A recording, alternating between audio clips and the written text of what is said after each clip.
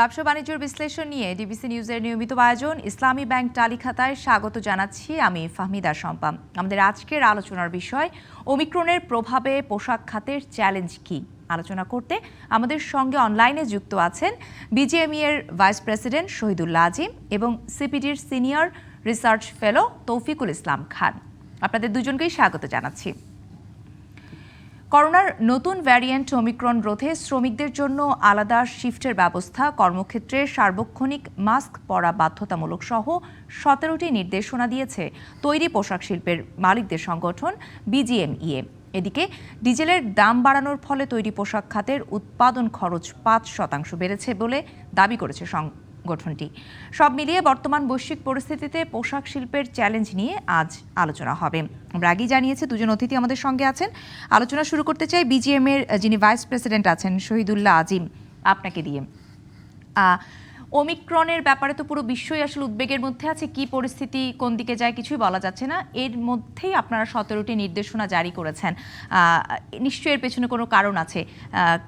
কেন আসলে যদি একটু বলতেন যে আগাম এই তৎপরতাটা কেন নেয়া?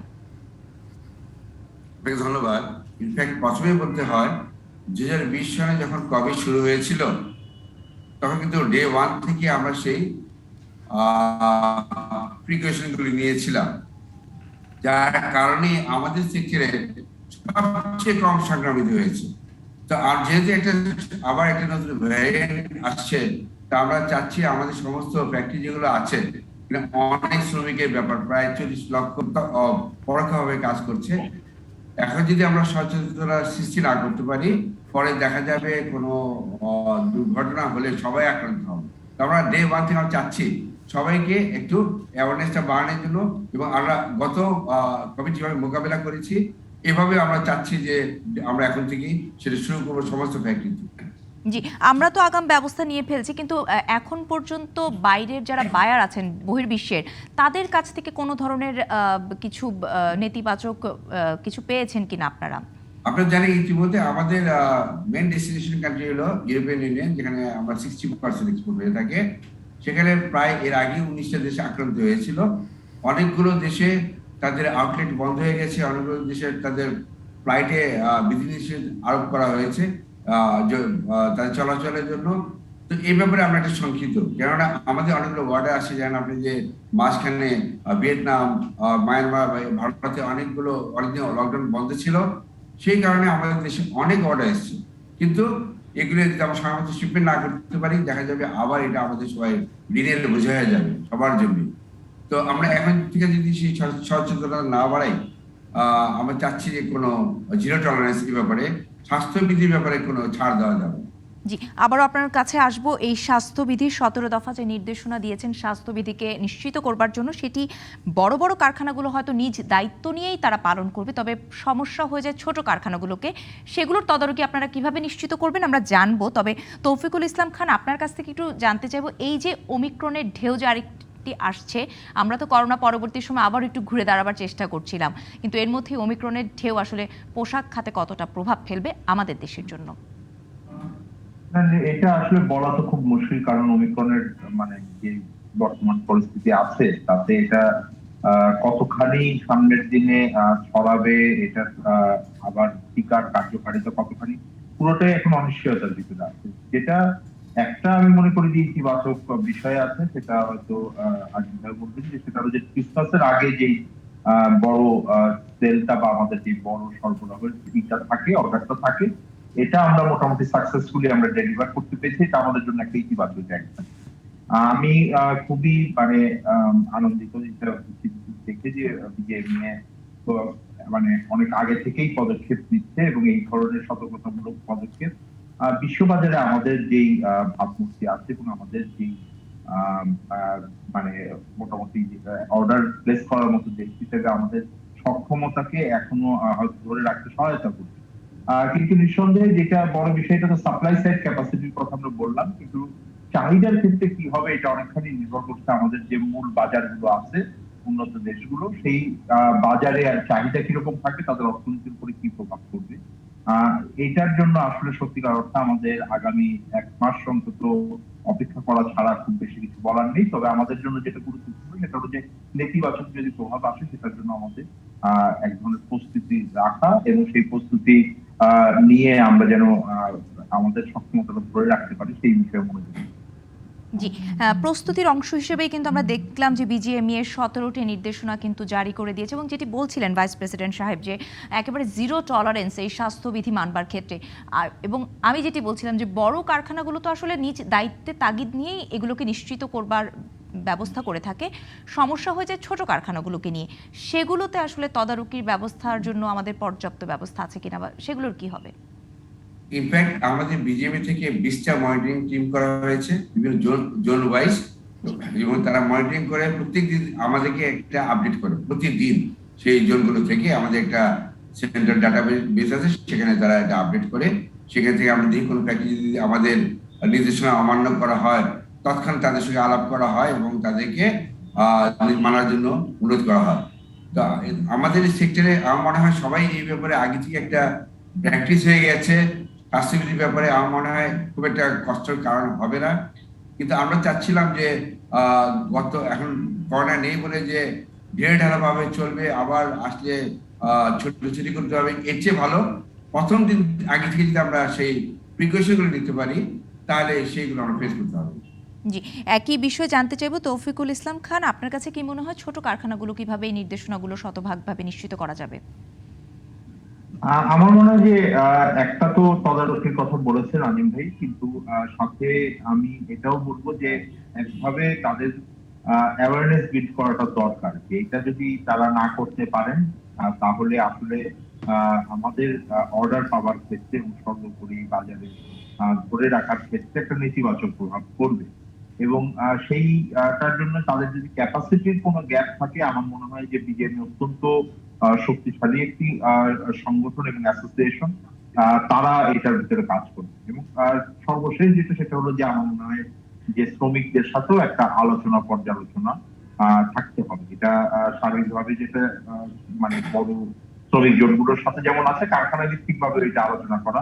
কারণ দিন শেষে কিছুটা কিন্তু আমাদের নিজেদের সচেতনতার উপরে নির্ভর করে। শ্রমিকরাও যেন এটার ব্যাপারে সচেতন হন এবং তারা যেন নিয়ম বিধিগুলো পালনে সচেষ্ট হন, সেই ব্যাপারে তাদের উদ্যোগটাও কিন্তু গুরুত্বপূর্ণ হবে। সেই জন্য যে সহায়তাটা মালিক পক্ষের থেকে দরকার সেইটা মালিক পক্ষ নিশ্চিত করবেন। ফলে আমরা এর আগেও বিভিন্ন ধরনের যে আমাদের প্রতিকূলতা এসছে সেটা আমরা একসাথেই আসলে মোকাবেলা করার চেষ্টা করেছি অনেকাংশে।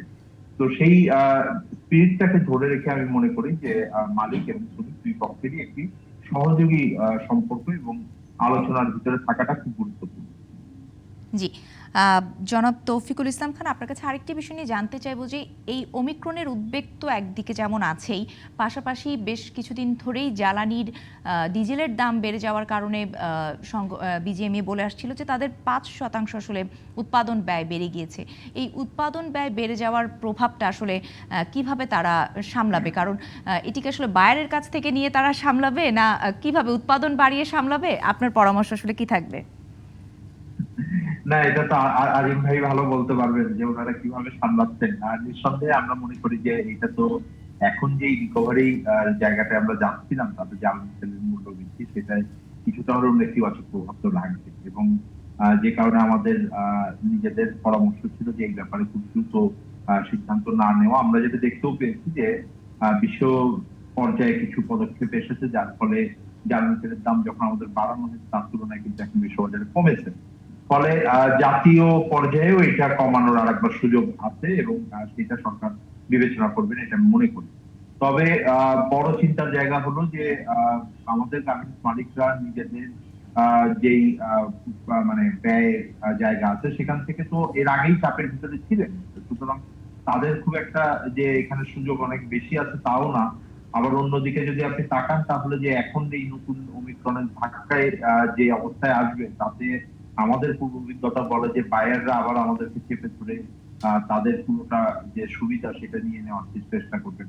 ফলে সেদিক থেকে এখন আমার মনে হয় যে নিঃসন্দেহে দর কষাকষির ক্ষেত্রে বাংলাদেশের যদি শক্ত অবস্থানে থাকতে হয়, আমাদের যে সরবরাহের যে ক্ষমতা আছে সেইটার ব্যাপারে আমাদের জোরদার থাকতে হবে, নিজেদের ঐক্যবদ্ধ থাকা কিন্তু পাশাপাশি সরকারেরও চিন্তা করা উচিত যে দাম কিছুটা কমানো যায় কিনা, এবং কিছুটা হয়তো আমাদের যে উৎপাদনশীলতা আছে সেটার দিকে বাড়িয়েই হয়তো আমাদের কাভার করতে হবে। ফলে এটা সমন্বিত জায়গা, তবে ভালো হয় যদি সরকার তেলের দামটা সামনের দিকে কমে।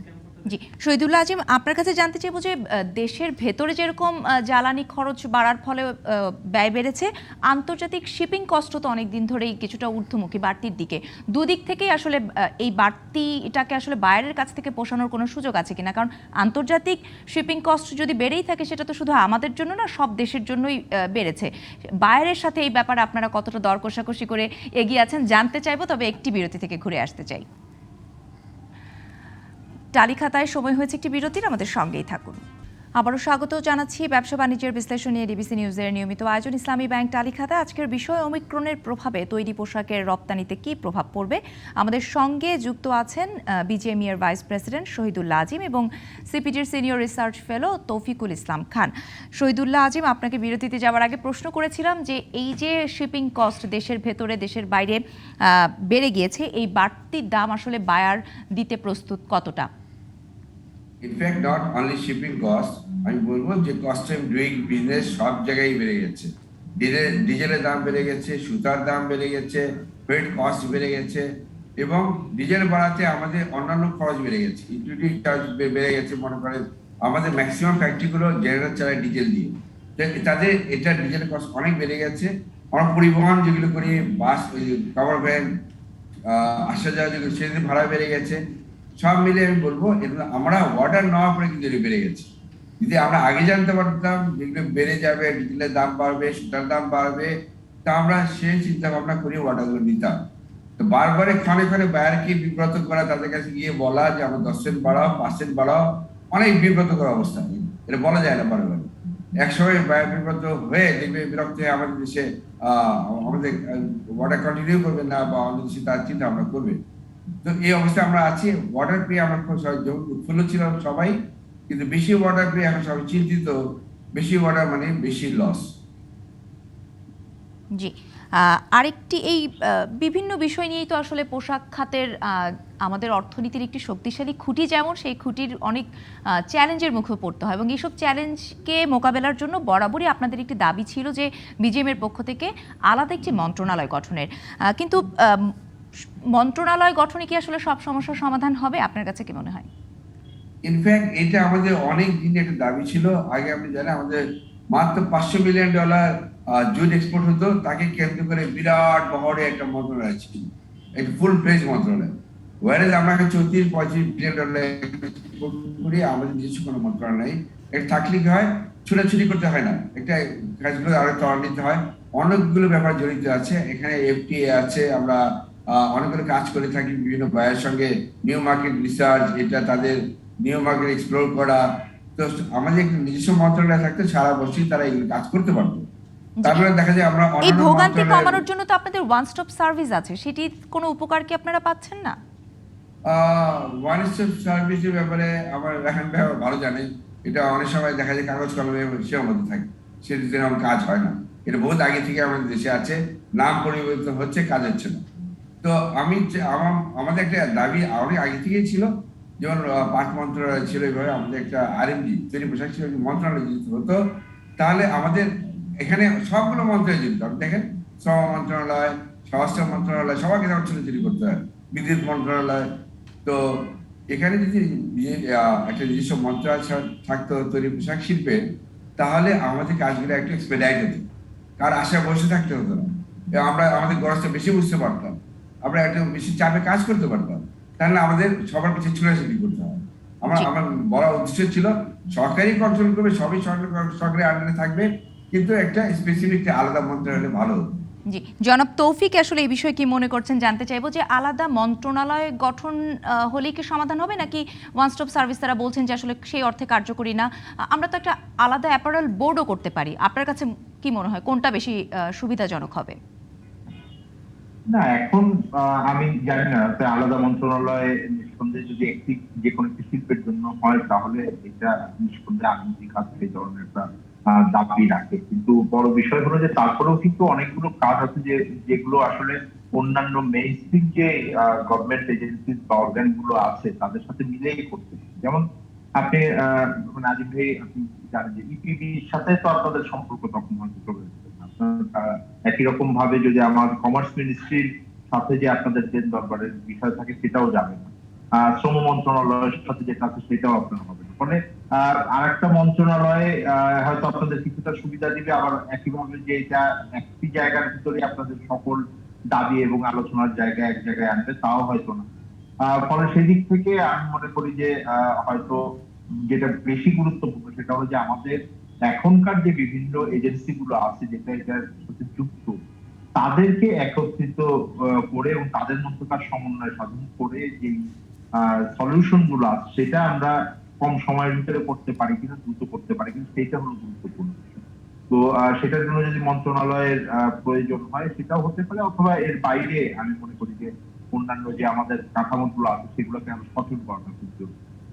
জি, জনাব শহীদুল আজিম, যেটি বলছিলাম যে মন্ত্রণালয়ে করে ফেলাটার আসলে একটি বড় আয়োজনের ব্যাপার, সরকারের আরেকটি খরচের ব্যাপার। সেটি না করে যদি অ্যাপারাল বোর্ডের করলে সমাধান হবে কিনা আপনাদের? বোর্ড তো চাইলেই করে দেওয়া যেতে পারে, তাই না? আমারও কথা একই, আমার কথা হলো কাজ দিয়ে কথা। যখন যেগুলো এক্সিস্টিং মন্ত্রণালয় যেগুলো আছে তার আরো ধরাতে হবে। কিন্তু আপনি দেখেন আমাদের আমাদের কাজের ধরনটা একটু ডিফারেন্ট। টাইম বাউন্ড সেক্টর, সময় সময় আমার চলতে হয়। এসে ছোট যে একটা ফাইল দিলে হয়তো 10 দিন 15 দিন 20 দিন 1 মাস পরে থাকবে, আমরা কিন্তু এটা অ্যাবজর্ব করতে পারি না, অ্যাফোর্ড করতে পারি না। কেন? এটা আমাদেরকে ডিসিশনটা আমাদের টেবিল নিতে হয় অনেক সময়। তো আমার রাহান ভাই যে কথা বলছে আমি আসলে একমত। একটা মন্ত্রণালয় না করে যদি এখন যেগুলো আছে তারা যদি কাজগুলো ভাবে ঠিক মতো করে তাহলে মনে হয় না আমার এই ব্যাপারে আমার কোনো আপত্তি আছে। কিন্তু কাজটা ঠিক মতো করতে হবে, একটা গুরুত্ব দিয়ে করতে হবে, সময় সময় করতে হবে। আমি বাইরে বারে বলতে পারবো না 1 মাস পরে আমি যদি কাজ করতে এই কথা বলতে পারবো না। কিন্তু এইগুলো কাজগুলো আমাদের ছোটাছুটি করতে হয় অনেক। এফটিএ করতে হবে, ফ্রি ট্রেড এগ্রিমেন্ট, এখন আমাদের জিএসটি চলে যায়, তো অন্যান্য দেশের এই কাজগুলো করতে হবে, এখন থেকে এক্সারসাইজগুলো শুরু করতে হবে। তো আমি এই অনেকেই গতকাল দেখলাম অনেকগুলো আমাদের অঙ্গ সংগঠন যেগুলো আছে তাদের প্রেসিডেন্ট ভাইস দাবিটা তুলেছিলেন যে এটা আলাদা মন্ত্রণালয়ের জন্য। এটা আমাদের অনেক আগে থেকে দাবি ছিল। তা মন্ত্রণালয় হলে যে কাজ না হয় সেটা একটা ব্যাপার আছে, কাজ দিয়ে কথা, আমাদের সকল কাজ তাড়াতাড়ি করতে হবে। জি, আপনারা তো এই দাবি তুলে আসছেন, সারা কতটা পাচ্ছেন এখন পর্যন্ত? না, এটা ইনফ্যাক্ট আমাদের অনেক আগে প্রায় 10-15 বছর থেকে দাবি ছিল, এটা এখনো হয়নি। গতকাল দেখলাম আবার অনেকে তুলেছে দাবিটা। সরি, তো হলে ভালো হয়। জি, তার মানে এখন পর্যন্ত আসলে তেমন কোনো ইতিবাচক সাড়া বা আশ্বাস জি পাননি। সবশেষে আরেকটি জানতে চাইবো যে ওমিক্রনের প্রভাবের বা চ্যালেঞ্জ মোকাবেলার জন্য 17 দফার তো নির্দেশনা আপনাদের তরফ থেকে জারি করা হয়েছে, এটাই যথেষ্ট কিনা বা আর কোনো আসলে প্রস্তুতি আপনাদের আছে কিনা? হ্যাঁ, এটা আমাদের প্র্যাকটিসে অ্যাওয়ারনেস তৈরি করা এবং স্বাস্থ্যের ব্যাপারে এখন থেকে যদি আমরা এক্সারসাইজ না করি পরবর্তী আসলে ছোট করার চেয়ে এখন করারই আমার মনে হয় শ্রেয়। কেননা এটা একটা মডেল হিসেবে কতবার দেখবেন আমাদের লোকরা আক্রান্ত হয়নি, আমাদের 40 লক্ষ লোকে 5 জন করে থাকলে প্রায় 4-5 কোটি লোক এটা সংক্রামিত হতো।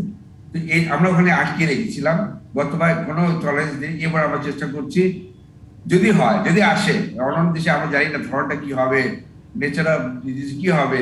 এখন তো এটা ইনজেকশন আমাদের যেগুলো দেওয়া হয়েছে ভ্যাকসিন গুলো সেগুলি কাভার করবে কিনা, নতুন ভ্যাকসিনের প্রয়োজন হয়, আমরা কোনো কিছুই জানি না। আমার মনে হয় আমাদের একটু সতর্ক অবস্থান আগাম নিয়ে ফেলাই ভালো। আজকের আলোচনা এখানে শেষ করছি। অনেক অনেক ধন্যবাদ আপনাদের দুজনকে আমাদের সঙ্গে টালিখাতার আলোচনায় যুক্ত হবার জন্য। ধন্যবাদ। ব্যবসা বাণিজ্য বিশ্লেষণ নিয়ে ডিবিসি নিউজের নিয়মিত আয়োজন ইসলামী ব্যাংক টালিখাতায় আজ এ পর্যন্তই। সঙ্গেই থাকুন।